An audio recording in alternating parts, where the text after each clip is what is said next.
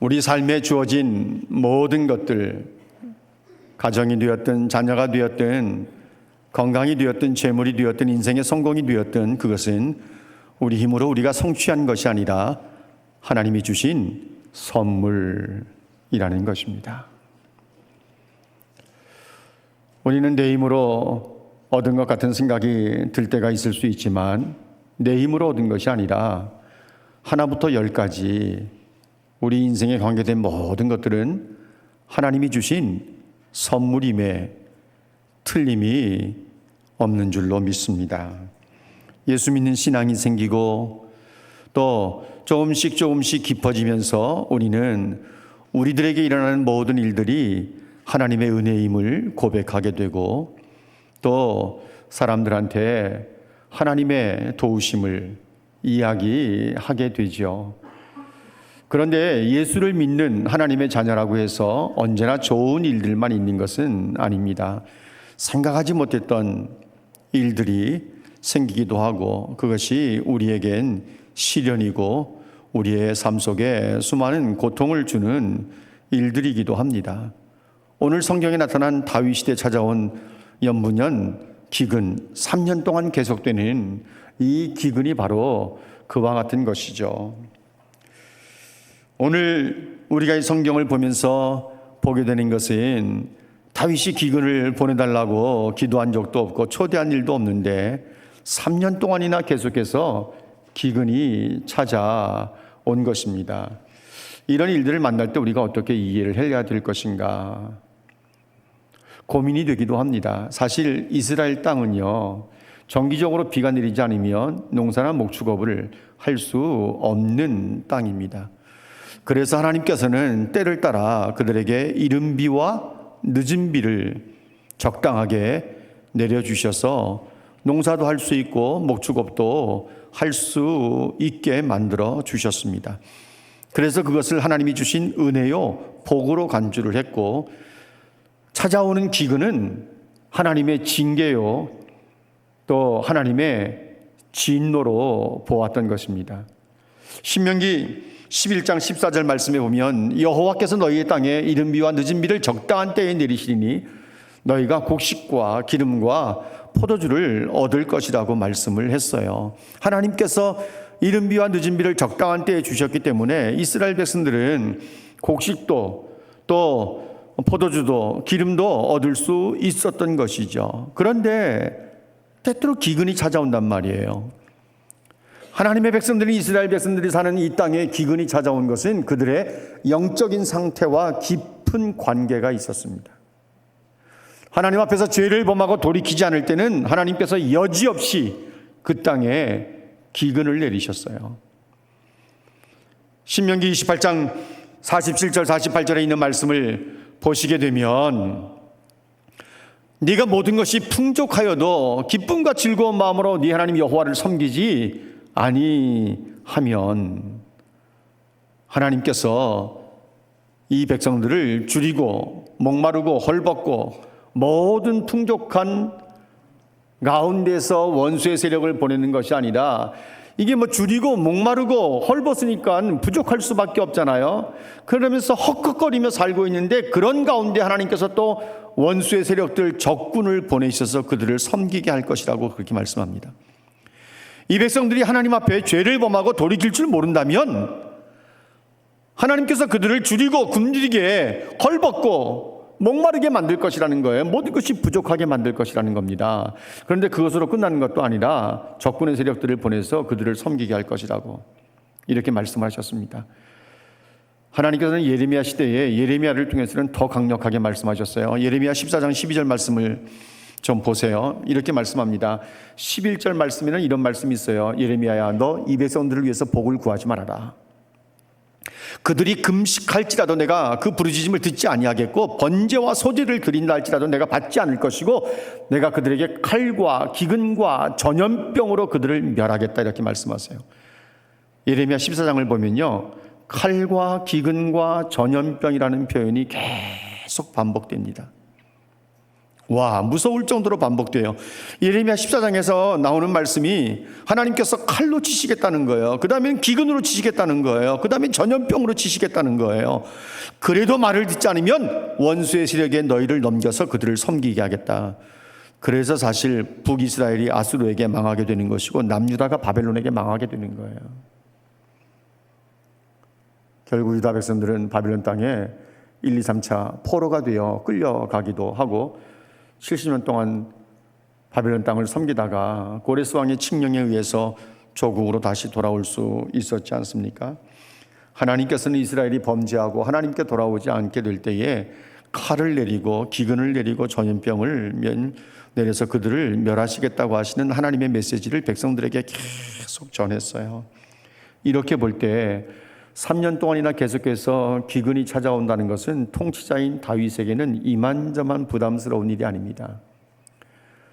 성도들에게 인생의 시련이 찾아올 때 해결되지 않고 계속 반복되거나 그 시련의 기간이 생각보다 훨씬 더 길어질 때 우리는 그런 내용들을 어떻게 받아들여야 되며 이런 상황 속에서 우리가 어떻게 인생의 문제를 풀어낼 수 있을까?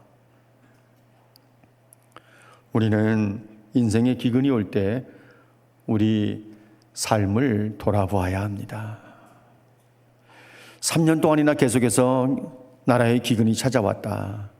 이거는 우연한 일로 치부할 수가 없는 거예요. 성경은 다윗 시대인데 어느 시대 때인지는 분명하게 말씀하고 있지 않습니다. 그래서 21장부터 24장 사무엘하 이 마지막 4장은요 거의 부록과 같은 이야기들이에요. 1장부터 20장까지가 이제 다윗 시대의 삶을 잘 보여주고 있는 것이고 21장부터 24장까지는 마지막 부록으로 사무엘서 저자가 기록을 하고 있는 것입니다. 그래서 이제 3년 연속 기근은 사실 다윗 시대 가운데 어느 때에 일어났는지 정확하지 않아요. 다만 통일 왕국을 이룬 지 얼마 되지 않은 다윗의 통일 왕국 초기 시대일 것이라고만 짐작하고 있을 뿐이죠. 3년 계속 기근이 찾아온다고 하는 것은 하나님 마음에 맞는 사람이었던 다윗과 어울리지 않는 것이라고 비난할 사람들도 충분히 생길 수 있을 만한 사건입니다.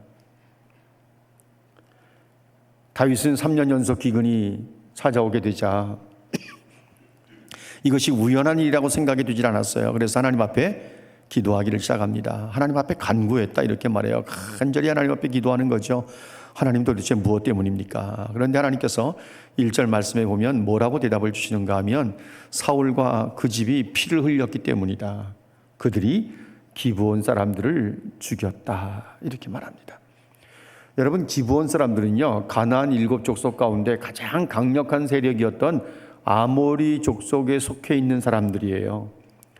여호수아가 요단을 건너고 여리고성을 정복하고 아이성을 정복한 이후에 기브온 사람들이 이제 위장하고 변장한 모습으로 여호수아를 찾아오지 않았습니까? 그러면서 남루하게 떨어진 옷을 입고 헤어진 신발을 신고 곰팡이 난 떡을 가지고 여호수아와 장로들에게 보이면서 우리는 먼 곳에서 왔는데 당신들과 화평의 조약을 맺었으면 참 좋겠습니다. 이렇게 이야기할 때 여호수아는 하나님 앞에 기도하지도 않고 덥석 화평의 조약을 맺고 말았습니다. 사흘이 지난 뒤에 그들이 가나안 원주민이라는 사실을 아모리 족속에 속해 있는 사람이라는 것을 알게 되고 그들을 죽일 수도 없었어요. 왜냐하면 하나님의 이름으로 그들의 생명을 죽이지 않겠다고 약속을 했기 때문입니다. 그런데 사울이 왕이 된 이후에 기브온 사람들이 마음에 들지 않는 거예요. 그래서 그들을 죽이게 되는 겁니다. 3절 말씀에 이제 우리가 보게 되면 2절 말씀, 3절 말씀 계속되는 내용들 우리가 보면 2절 말씀부터 먼저 한번 좀 보시죠. 2절 말씀을 보시면 기브온 사람은 이스라엘 족속이 아니라고 분명히 말씀하고 있지 않습니까? 그런데 사울이 왜 그들을 아모리 족속에 속해 있는 그들을 죽였는가?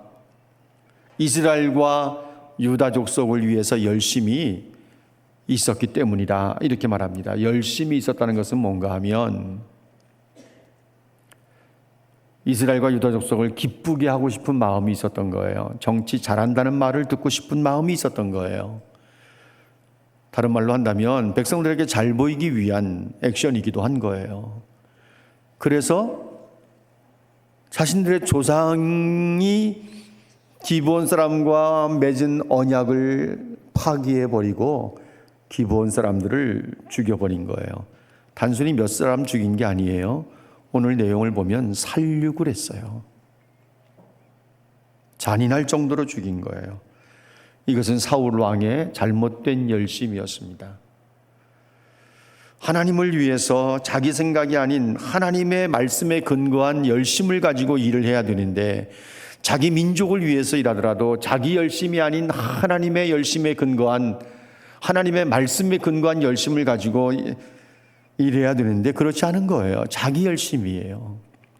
이 백성이 입으로는 나를 가까이 하며 입술로는 나를 공경하지만 그 마음은 내게서 멀다고 말씀하신 것 같은, 바로 그런 거죠.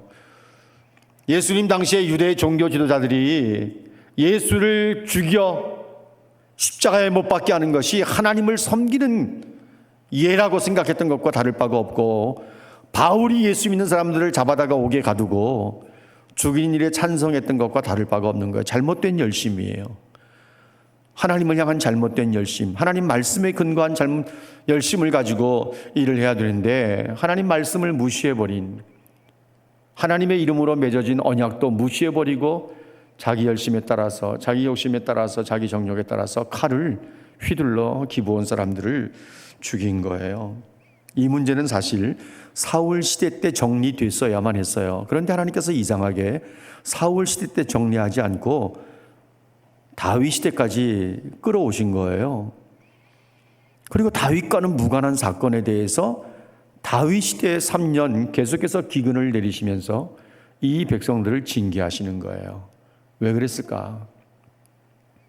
이스라엘 민족 공동체는요, 사울 시대, 다윗 시대, 솔로몬 시대, 그 아들 르호보암 시대, 아사 시대, 이렇게 왕들에 따라서 시대가 구분되어 있는 것이 아니라 하나님이 생각하실 때는 이 민족이 하나의 민족 공동체예요. 사울 시대 때 해결하지 못했던 죄 문제를 다윗 왕 때에 해결하려고 하시는 거예요. 그래서 다윗과 그의 백성들로 하여금 하나님께서 죄에 대해서 어떻게 처리하신다고 하는 사실을 분명하게 보여주시는 거예요.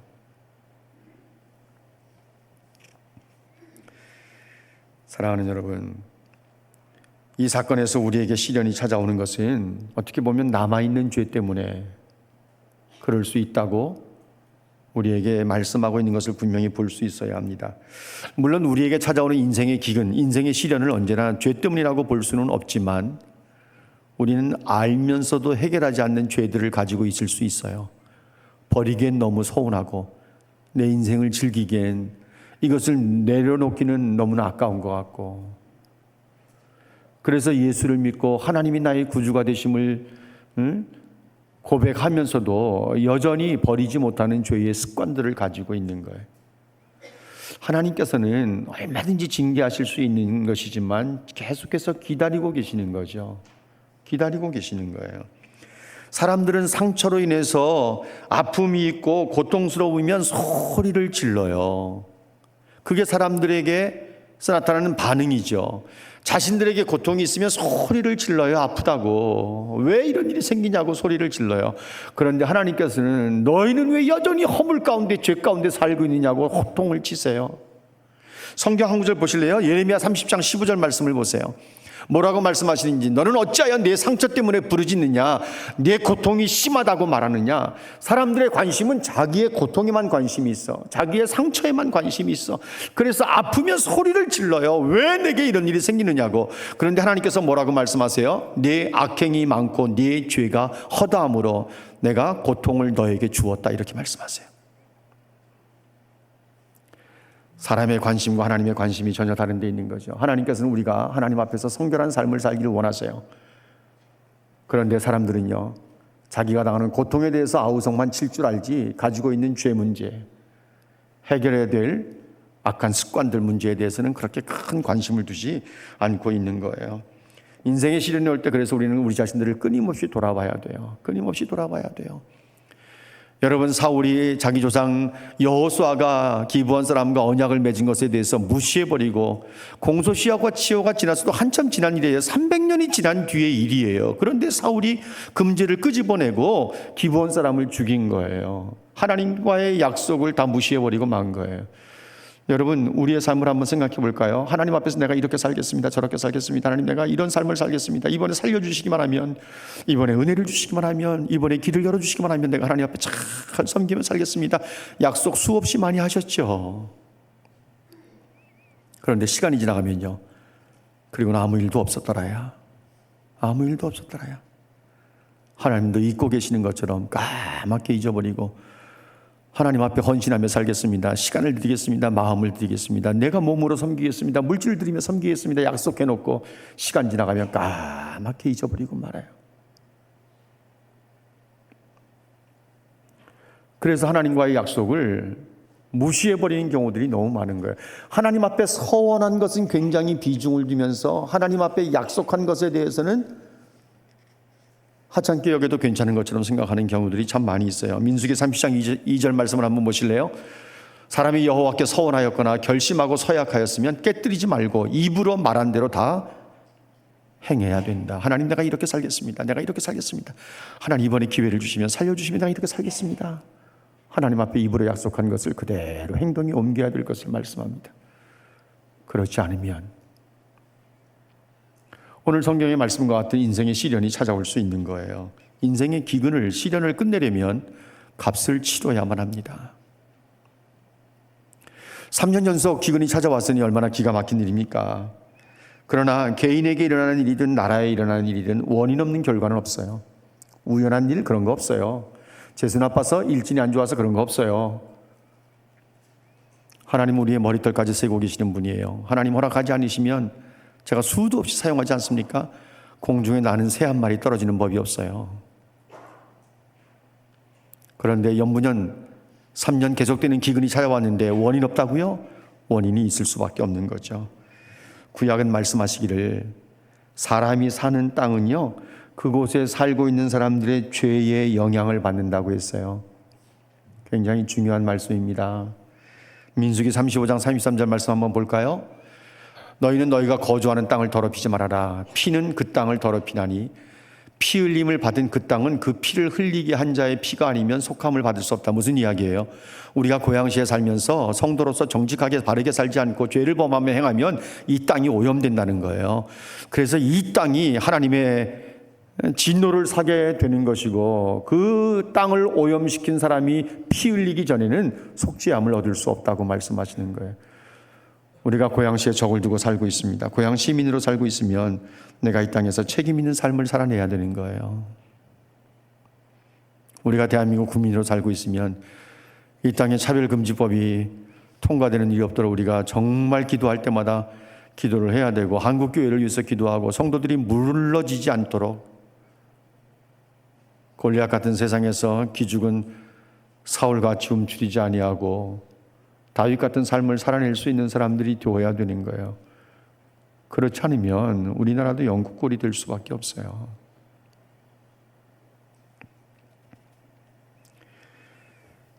인간의 죄는 그들이 살고 있는 그 땅을 오염시키는 거예요. 우리는 고향시에 살고 있기 때문에 우리가 하나님 원하시는 삶을 살아내지 못한다고 한다면 고향시는 우리들의 삶 때문에 오염될 수밖에 없고, 이 땅에 살고 있는 청소년들은 기성세대인 사람들의 삶을 닮아갈 수밖에 없는 거죠. 놀라운 것은요, 오염된 땅이 하나님 앞에 호소한대요.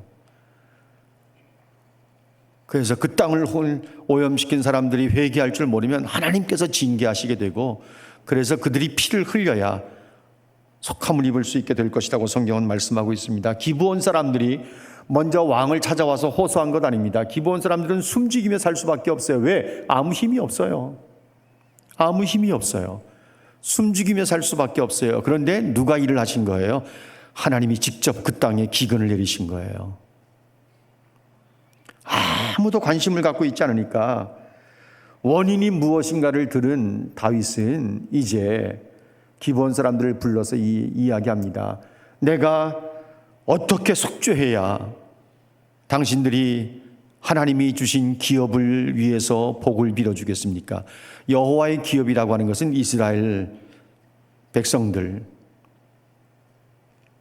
이스라엘을 말하는 거예요. 내가 어떻게 속죄해야 당신들이 여호와의 기업인 이스라엘 백성들의 축복을 위해서 복을 빌어주겠습니까? 그때 기브온 사람들이 뭐라고 말합니까? 사울과 그 집과 우리와의 문제는 돈에 관계되어 있는 것이 아닙니다. 은금으로서 풀어낼 수 있는 것이 아닙니다. 그렇다고 이스라엘 사람들을 죽이는 문제로 우리가 해결할 수 있는 것도 아닙니다. 그러면서 6절 말씀에 보면 사울의 자손 7명을 우리에게 내주시면 사울의 고향 기브아에서 나무에 목매어 달게 하겠습니다. 이러는 거예요. 여러분, 굉장히 충격적인 이야기 아닙니까? 그래서 자유주의 신학자들은 이 사건을 대하면서 다윗이 사울의 후손을 어떻게 내어줄 수 있느냐, 아주 극단적으로 나가는 학자들 가운데는 다윗이 기브온 사람들을 선동해서 이 일을 주도한 것이다라고 해석을 하기도 합니다. 그리고 다윗이 사울의 후손들을 내놓는 것은 정치 보복으로 볼 수밖에 없다, 이렇게 해석을 하는 사람도 있습니다. 그런데 다윗이 기브온 사람들이 요구하는 대로 해주겠다 그랬어요. 왜 그런가 하면 이것은 정치 보복도 아니고 다윗이 꾸민 일도 아니고요, 하나님 앞에 바르게 하겠다는 거예요. 이 일로 인해서 오해를 살 수도 있습니다. 정치적인 손상을 입을 수도 있어요. 많은 공격을 받을 수도 있어요. 그래도 하나님 앞에서 바른 길 가겠다는 거예요. 소수의 사람이 죽음으로 이 민족을 살릴 수 있다고 한다면 분명히 사울이 잘못했고 그 집안이 잘못했기 때문에 기브온 사람들을 죽인 그 피의 대가를 치름으로써 이 민족이 살 수 있다면 다윗은 고통이 따르지만 하겠다는 거죠. 그래서 사울의 첩 리브가의 2 아들을 내놓고 사울의 첩 메랍의 5 아들을 기브온 사람들에게 내줍니다. 그래서 기브온 사람들이 리브가의 아들 2명과 메랍의 아들 5명을 사울의 고향인 기브아에서 나무에 목매달아 죽여요. 여러분, 우리가 어떤 시련을 해결하기 위한 값은 치러져야 되는데 하나님께서 우리를 살리시기 위해서 독생자 예수 그리스도를 십자가에 내놓으셨어요. 아버지 하나님은 사랑이 너무나 풍성하신 분이기 때문에 아들을 십자가에 달리게 해도 가슴이 아프지 않으시는 분일까요? 우리가 그런 찬양하지 않습니까? 얼마나 아프실까 하나님의 마음은. 우리를 살리기 위해서 독생자 예수님을 십자가에 내놓는 거예요. 인간의 죄 문제를 해결하기 위해서, 죽음의 문제를 해결하기 위해서, 영원한 심판의 문제를 해결하기 위해서 독생자 예수님을 십자가에 못 박아 죽도록 내놓으시는 거예요. 고통이 따를 수밖에 없는 거죠. 다윗이 이 민족을 살리기 위해서 사울의 아들 후손 7명을 내놓게 되는 것은 하나님 앞에서 바르게 하기를 원했던 것입니다. 그래서 기브온 사람들이 사울의 후손 7명을 말씀드린 것처럼 기브아에서 나무에 목매달아 죽게 하면서 그들의 원한이 풀어지게 됩니다. 여기서 놀라운 것은 사울의 첩 리스바가 자기 아들과 메랍의 아들이 7명의 아들들이 죽임을 당한 이후에 그 바위 위에 굵은 배를 깔고 그곳에서 자식의 이 시체를 지킵니다. 곡식 빼는 순간부터 하늘에서 비가 시체에 쏟아지게 되는 그날까지 낮에는 새가 밤엔 들짐승들이 시체를 해하지 못하도록 지켜요. 그리고 그 이야기가 다윗에게 전달이 됩니다. 이 리스바의 헌신적인 사랑이 무정한 사회에 감동을 주었고 무감각한 사회에 살고 있는 사람들로 하여금 허물과 또 이 죄악을 자각하게 만들고 하나님의 사하심을 얻는 기회를 갖게 만들었던 것입니다. 썩어져가는 사회를 바로잡을 수 있는 힘은 헌신적인 사랑이에요. 우리가 이 민족을 살리는 것도 이 지역을 살리는 것도 역시 마찬가지입니다. 예수를 믿는 사람들이 거짓 없는 진실한 사랑으로 나누고 베풀고 섬길 수 있어야 되는 거죠. 기도가 인생의 시련을 끝내는 하나님의 능력이 됩니다. 기도가 인생의 기근을 끝내는 하나님의 능력이 되는 거예요. 다윗의 통치가 연합 국가를 이루고 통일 왕국을 이루고 시작된 지 얼마 되지 않아서 연분연 기근이 찾아왔을 때 다윗은 하나님 앞에 기도했다고 말하지 않습니까? 여호와께 간구하며 1절 말씀에. 그럴 때 하나님께서 원인이 어디 있는지 가르쳐 주셨어요.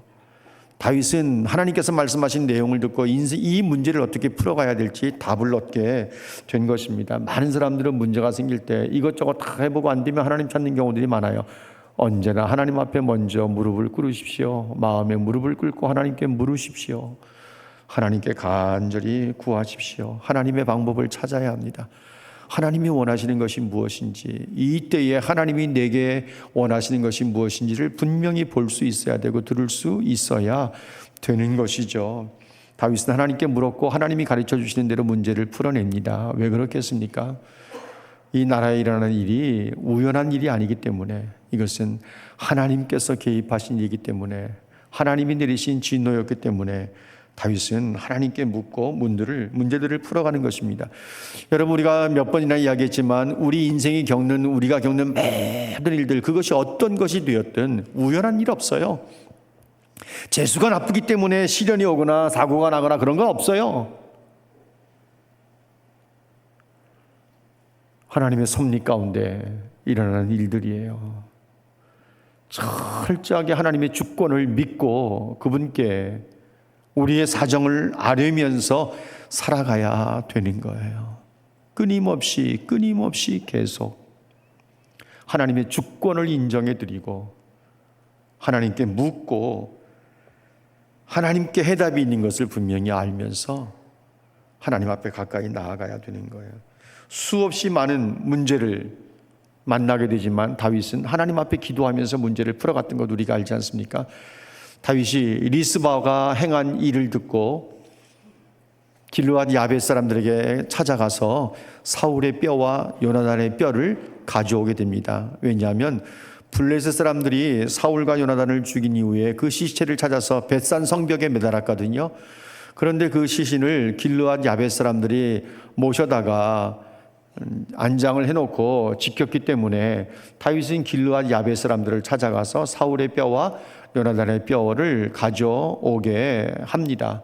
가져오는 거죠. 본인이 가져와서 이 7명의 후손들의 뼈와 함께 기스의 묘에, 사울의 아버지 기스의 묘에 함께 합장을 하게 되면서 이 저주와 같은 3년 기근의 문제가 다 풀어지게 되는 것을 볼 수 있습니다. 여러분 10절 말씀 보실래요? 10절 말씀에 보면 하늘에서 비가 쏟아졌다 이렇게 말씀하고 있습니다. 하늘에서 비가 쏟아진 것을 보면 하나님께서 기브온 학살에 대한 죄를 용서하신 것이라고 볼 수 있는 것입니다. 14절 마지막 부분에 보면 그 후에야 하나님이 그 땅을 위한 기도를 들으셨다. 그래서 사울과 그 집이 기브온 거민을 죽인 그 죄에 대해서는 하나님께서 모든 문제를 다 해결해 주신 것입니다. 다윗이 기도했을 때 수개월 후에 이 기도의 응답이 찾아와서 그 모든 기근의 문제가 또 기브온 사람들의 원한에 관한 문제가 다 풀어진 거예요. 우리 인생이 겪는 시련과 겪는 기근의 고난의 모든 문제 해결책은 하나님의 손에 있는 줄로 믿습니다. 너는 내게 부르짖으라 내가 내게 응답해 준다. 내가 알지 못하는 크고 비밀한 일까지 내가 너에게 다 보여주겠다고 말씀을 하고 있지 않습니까? 우리 인생의 시련을 끝내게 하는 능력은 바로 기도에 있는 거예요. 기도를 게을리하고 기도를 쉬는 것이 얼마나 손해를 보는 일인지 분명히 우리는 알아야 합니다. 사랑하는 여러분, 우리는 인생을 살면서 많은 시련을 겪게 됩니다. 원하는 것이든 원치 않는 것이든 생각하지도 못했던 시간에 생각하지도 못했던 사건들을 겪으면서 많은 고통을 당하기도 하고, 그럴 때 우리는 살려달라고 왜 이런 일이 생기냐고 말하기도 하지만 하나님께서는 우리에게 내 인생을 돌아봐야 될 것을 말씀하시고 계신다는 것을 분명히 들을 수 있어야 합니다. 우리가 무슨 일을 당하든 너희를 향한 생각은, 하나님의 생각은 재앙이 아니라 평안이라고 하는 것을 분명히 아시고, 심지어 우리가 고통과 시련을 겪는다 하더라도 그것이 하나님의 자녀된 우리를 향하신 하나님의 본심이 아니라고 말씀하신 예레미야에 가 있는 말씀도 분명히 아시고, 말씀을 좀 생각해 내셔서 여러분들이 어떤 시련을 겪을 때 이것을 통해서 하나님이 원하시는 것이 무엇인가를 분명히 좀 찾아내시고, 그 시련이 아무리 우리를 힘들게 하더라도 너무 쉽게 포기하거나 무릎 꿇거나 항복하지 마시고, 하나님의 자녀로서의 정체성을 가지고 골리앗 같은 세상 앞에서 당당하게 하나님 앞에 나가 기도하면서 계속 하나님께서 일하심을 보고, 내가 살고 있는 것 자체가 하나님에 대한 간증이 되고, 내가 살고 있는 것 자체가 하나님께 영광이 되는 삶을 살아낼 수 있는 하나님의 백성들이 될 수 있기를 주님의 이름으로 축복합니다.